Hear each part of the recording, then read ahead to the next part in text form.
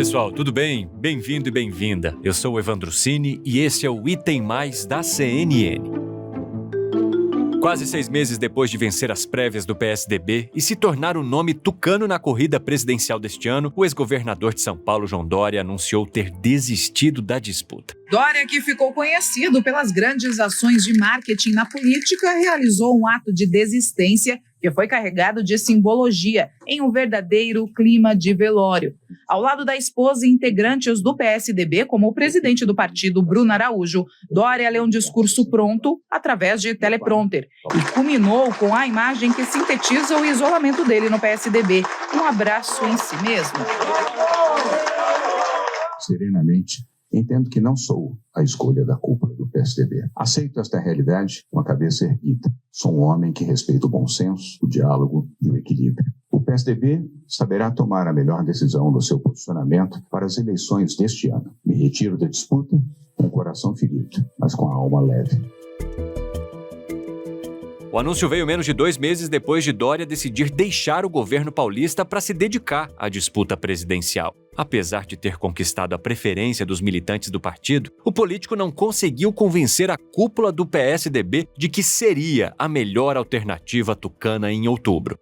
Mas a desistência do ex-governador de São Paulo não foi suficiente para encerrar as diferenças dentro do PSDB. A divergência se dá entre aqueles que defendem o apoio à candidatura de Tebet e aqueles que acreditam que o partido deve lançar um nome próprio ao Planalto. E nesse cenário, o nome mais forte seria o do ex-governador do Rio Grande do Sul, Eduardo Leite. O presidente do PSDB afirmou que uma candidatura presidencial do partido é assunto vencido e que a aliança com o MDB e Cidadania é absolutamente fundamental. O dirigente também deu um recado para as alas do PSDB que ainda defendem uma candidatura própria, mas terá de vencer a resistência de tucanos de peso, como Aécio Neves e Arthur Virgílio. O Brasil não precisa, nesse momento, de mais divisão interna no nosso campo. O gesto de João Dória hoje nos obriga moralmente a todos nós. Quem fizer um movimento diferente desse está demonstrando que tem mais compromisso com si mesmo do que com o Projeto Brasil.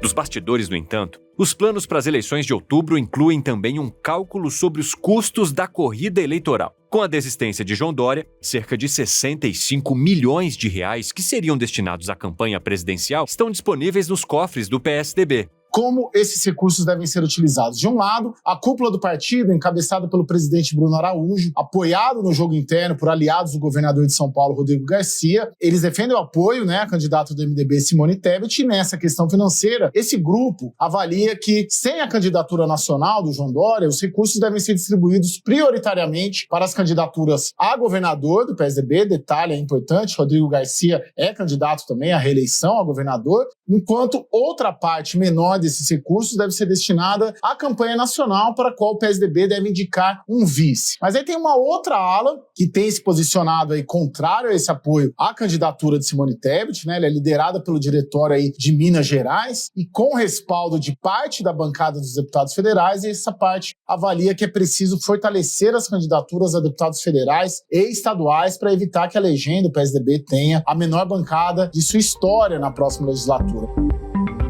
Para entender melhor os motivos da saída de João Dória da corrida presidencial e como esse anúncio afeta os planos da chamada terceira via, neste bloco eu converso com o nosso analista de política aqui na CNN Brasil, Yuri Pita.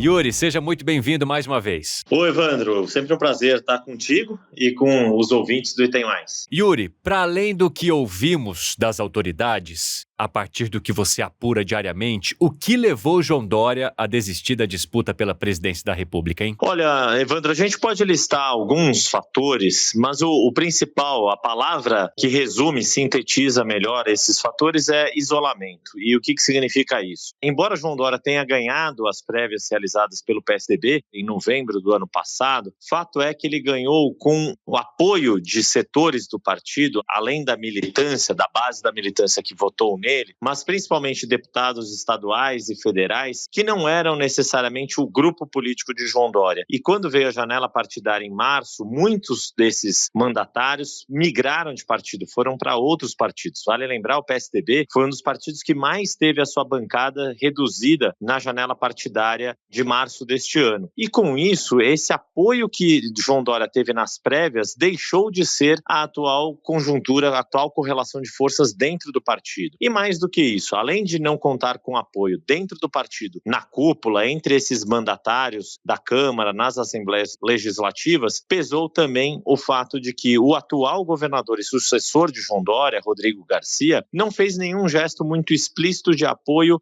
a João Dória como candidato a presidente, e sim em defesa de uma unidade dos partidos da chamada terceira via, que são essencialmente PSDB e Cidadania, que vão se juntar numa federação a ser oficializada pelo TSE, mais o MDB. Rodrigo Garcia deixou claro que a prioridade é que esses partidos estejam juntos. E também ficou claro que nem Cidadania nem MDB topariam a candidatura de João Dória. Ou seja, tudo isso pode ser sintetizado numa palavra: isolamento político, falta de um grupo político coeso e que sustentasse a candidatura de João Dória até o fim. Bom, a partir do que você disse para nós, Yuri, dá para perceber também que há um racha dentro do próprio partido PSDB. E aí, para que lado vão esses caciques do PSDB ou essas lideranças do PSDB? Quem elas vão apoiar agora? Porque a gente tem à frente nas pesquisas, o ex-presidente Lula e o presidente Jair Bolsonaro, tem o desenho de uma terceira via com Simone Tebet, que esperaria um apoio do PSDB neste momento com a saída de João Dória. Mas como que você olha os caminhos que deve percorrer o PSDB a partir de agora? Pois é, Evandro, você tocou a palavra que sintetiza o PSDB, não só neste momento, mas já de algum tempo, que é racha. E a saída de João Dória da corrida presidencial não elimina esse racha. A gente não tinha, na verdade, um PSDB dividido entre apoiadores de João Dória e apoiadores de algum outro nome. O que a gente tinha era aquele grupo minoritário apoiando João Dória, um grupo que ficou praticamente sem ninguém. Por exemplo, o tesoureiro do partido, César Gontijo, foi um dos mais leais ao lado de João Dória,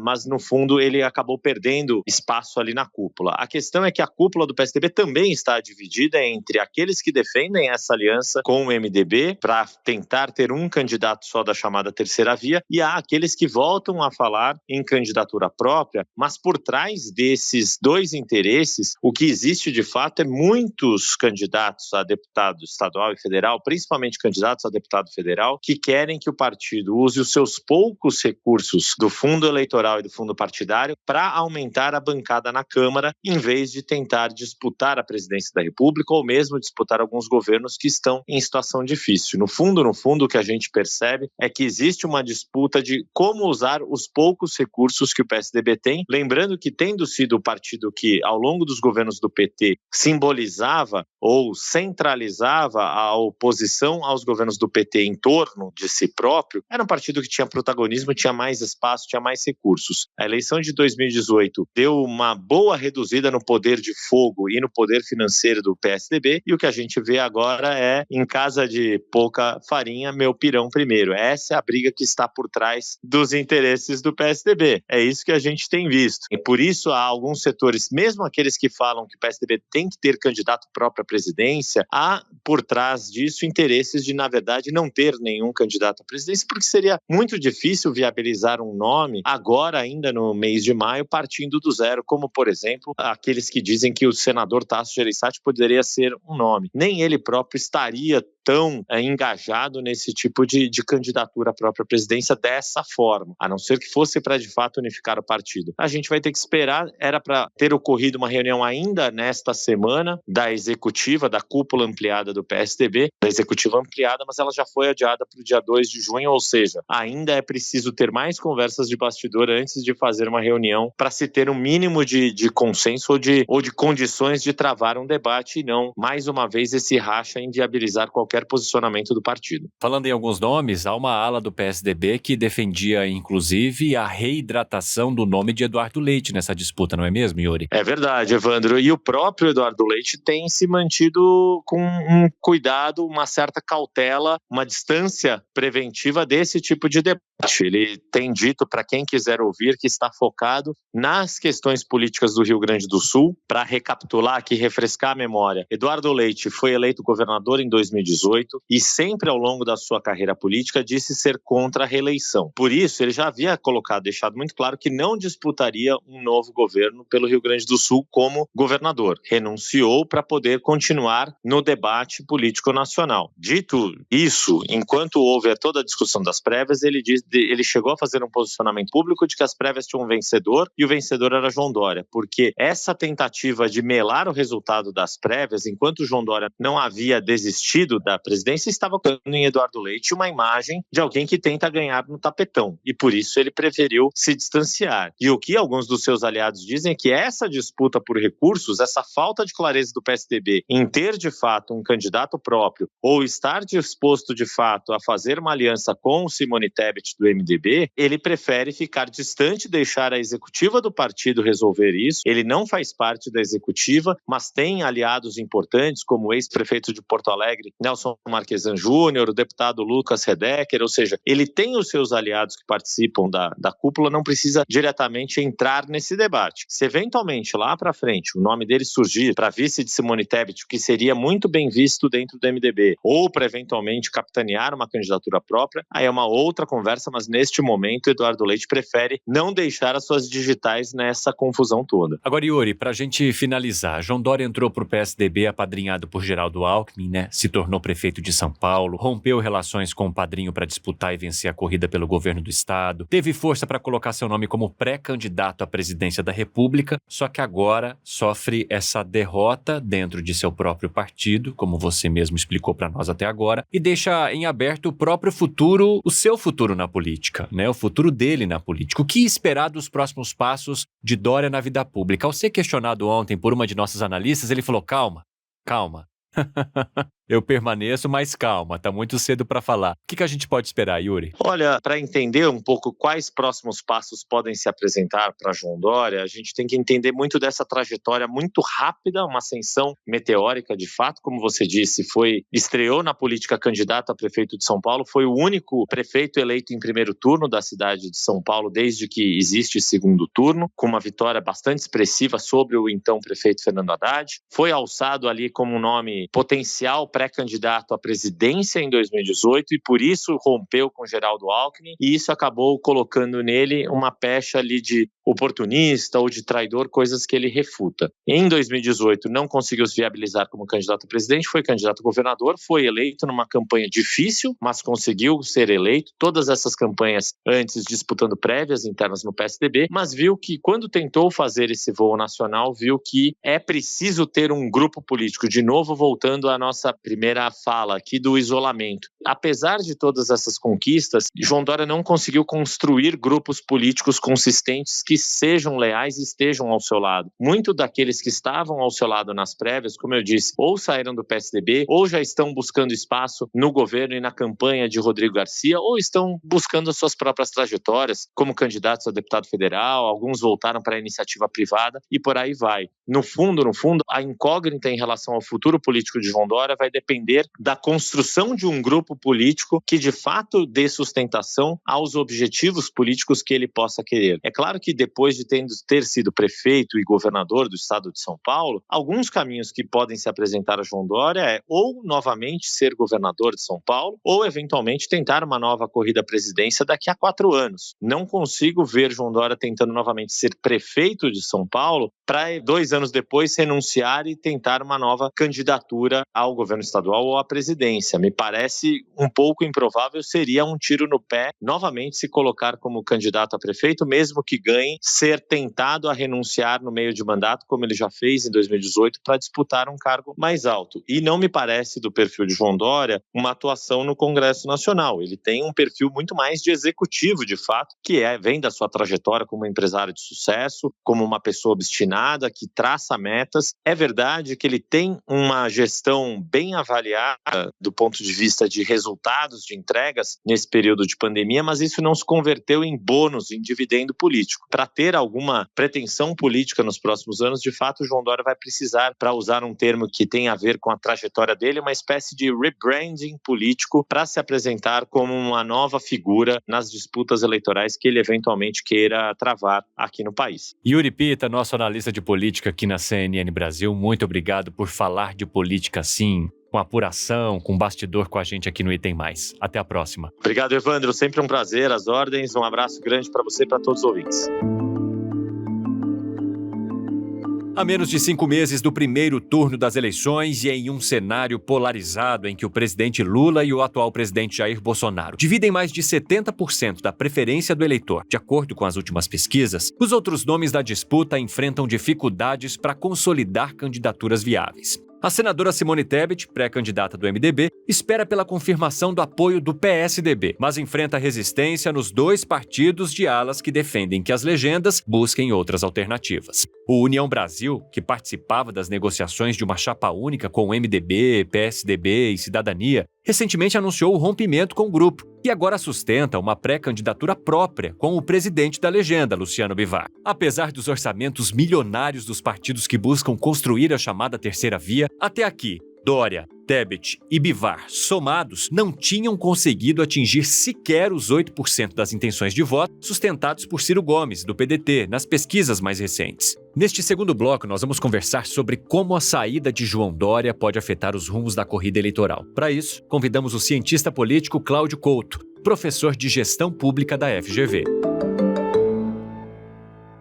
Professor Cláudio, seja muito bem-vindo ao Item Mais, é um prazer falar contigo. Obrigado, eu que agradeço pelo convite. Prazer estar conversando aqui com você. Professor, vamos falar primeiro sobre a migração de votos, ou possível migração, né? Porque as pesquisas de opinião apontam algo entre 2% e 5% da preferência do eleitorado por João Dória. Qual seria o destino para esses votos? E realmente é um número relevante para qualquer outro dos candidatos que estão na disputa? Olha, não é um número muito relevante, né? De 2% a 5%, a gente sabe que tem aí uma variação dentro da margem de erro. A gente está falando de um percentual de votos muito pequenininho. Quando a gente considera dados de pesquisa, e esses dados foram levantados recentemente pelo Felipe Nunes, da Quest, eles mostram que a maior parte desses votos vai para o Ciro Gomes, em segundo lugar, sem muita distância para o Ciro Gomes, o ex-presidente Lula, e por último, e aí já com um pouquinho mais de distância, o presidente Bolsonaro. Isso mostra que o eleitorado mais à direita, que poderia ser o eleitorado do Bolsonaro e do Dória, a gente poderia imaginar que eles dividiam aí um certo contingente de votos, ele é realmente pouco representativo hoje. Parece que boa parte daquela migração que poderia ter ocorrido do Dória a Bolsonaro já ocorreu, não ocorre agora. Daí os 2 outros candidatos na centro-esquerda é que se beneficiam mais. O Ciro Gomes, porque talvez seja mais próximo disso que se chama de terceira via, embora ele próprio tente sempre se colocar fora dessa categoria,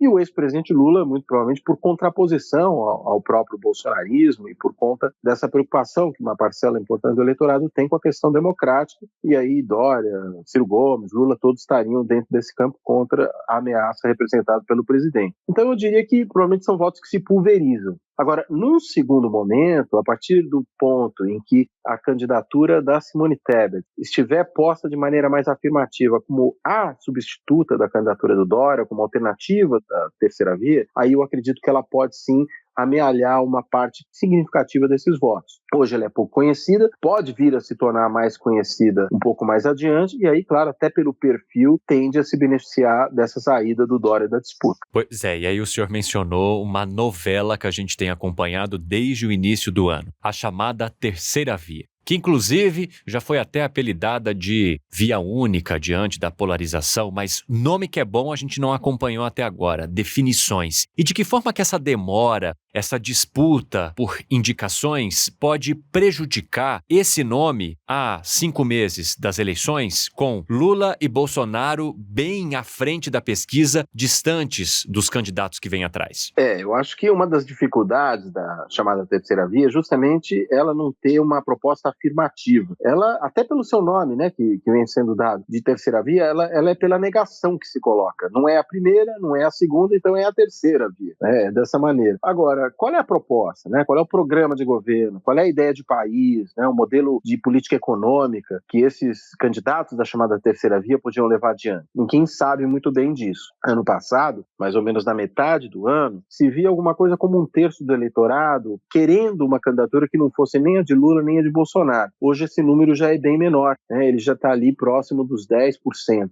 Isso mostra o seguinte, o quanto essa terceira via se enfraqueceu. Por quê? Porque embora houvesse demanda, ela não conseguiu suprir essa demanda com uma oferta satisfatória. Então os eleitores acabaram fazendo o quê? Acabaram se bandeando para os dois candidatos que polarizam a pesquisa, para Bolsonaro na extrema-direita, Lula na esquerda, e com isso foi se consolidando cada vez mais essa bipolarização. Ao se consolidar a bipolarização, fica ainda mais difícil, a cada dia que passa, que uma alternativa se coloque como uma opção competitiva. Por quê? Porque ela tem que quebrar uma tendência que hoje grande parte dos eleitores já tem, de se manterem fiéis, como eleitores dessa disputa, a Lula ou a Bolsonaro. Hoje, quando a gente olha também dados de pesquisa, cerca de 80% daqueles que hoje dizem que votariam ou em Lula ou em Bolsonaro, afirmam que não vão mais mudar o seu voto. Só para a gente dar uma ideia, quando você olha para Ciro Gomes, que é também conhecido e que tenta aí entrar nesse campo próximo da terceira via, mas negando que é parte dela, 60% dos eleitores de Ciro Gomes dizem exatamente o contrário, que eles podem, na realidade, optar por outro candidato. E os demais candidatos de terceira via estão ainda mais frágeis, né, porque eles não são conhecidos, caso da Simone Tebet, e mesmo assim, os eleitores que dizem que votam neles, muitos dizem que podem mudar. Então, ela tem um duplo desafio, né? Se afirmar como uma opção positivamente, ou seja, tendo alguma coisa a dizer por si mesmo e não em negação aos outros. E segundo, romper essa tendência que hoje está dada no eleitorado de todo mundo correr para os dois principais polarizadores, porque vê que seriam os únicos com chance de vitória. E aí a profecia se autocumpre, né? Quanto mais se acredita nisso, mais a tendência é de que isso aconteça mesmo. Professor, trazendo novamente para o PSDB, há uma dúvida sobre quem o partido apoiaria. Se ele seguiria de fato Simone Tebet nessa candidatura do MDB, se ele indicaria um outro nome como Eduardo Leite, que perdeu nas prévias para João Dória. Como que fica a movimentação desse partido agora? E outra, qual é a importância do lado que esse partido vai tomar depois de levar a desidratação e, consequentemente, a retirada da candidatura do seu candidato próprio?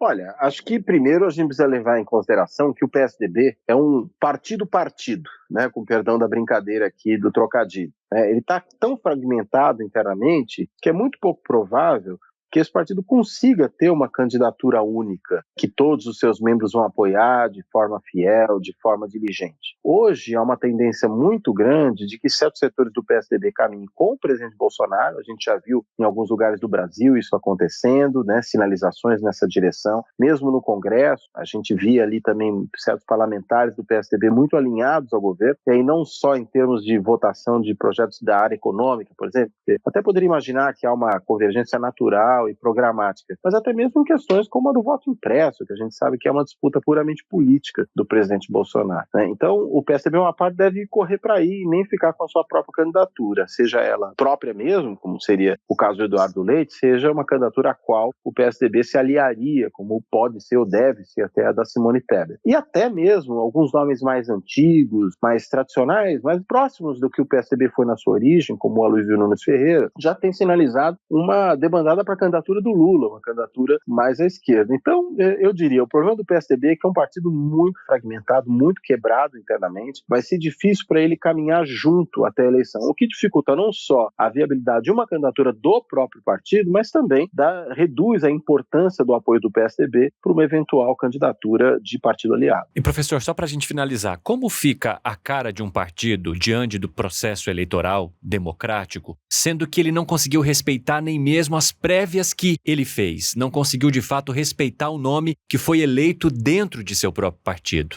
Isso é muito complicado mesmo, né? Embora a gente possa dizer o seguinte, que é claro que as prévias são importantes para definir uma candidatura de um partido. Agora, se vai ficando claro que essa candidatura não é uma candidatura realmente competitiva, é de se esperar que o partido tenha a possibilidade de mudar de ideia. Aí eu diria, não é nem tanto a violação de um eventual princípio democrático, do funcionamento da democracia do partido, mas é o partido ter a possibilidade possibilidade de seguir a estratégia eleitoral que faça mais sentido politicamente, né? E nem sempre significa manter a ferro e fogo só para dizer que está cumprindo a vontade que foi expressa num dado momento das prévias, uma candidatura que, na verdade, vai fragilizar o partido, vai torná-lo um partido com uma bancada menor no legislativo, vai, enfim, ser um fiasco. E acredito, portanto, que abrir mão da candidatura de Dória, claro, pode significar essa traição às prévias, sobretudo porque havia essa possibilidade de uma virada de mesa, do perdedor da prévia substituir o Dória, sem mais, porém, há também isso que é da política real. Um partido não pode se amarrar a uma pessoa, a um indivíduo específico, a essa candidatura particular, sacrificando todo o resto, sacrificando a própria sobrevivência do partido. Então,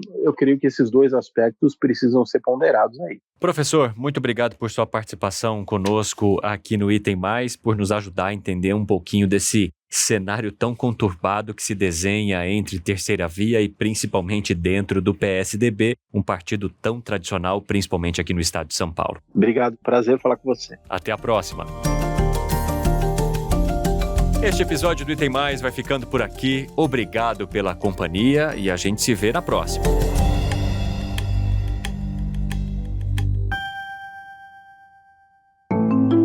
Este podcast foi apresentado por mim, Evandro Cini, e produzido pela Maremoto para a CNN Brasil. Roteiro e pesquisa, Lucas Scherer. Pauta e produção, Danilo Santana. Edição e sonorização, Murilo Lourenço. Coordenação geral da Paula Weinberg e do Felipe Gomes. Coordenação de produto da Verônica Schneider. E a coordenação editorial é do Diego Toledo. Você também pode ouvir o Item Mais no site da CNN Brasil e aproveite para conhecer os nossos outros programas em áudio. Acesse cnnbrasil.com.br/podcasts.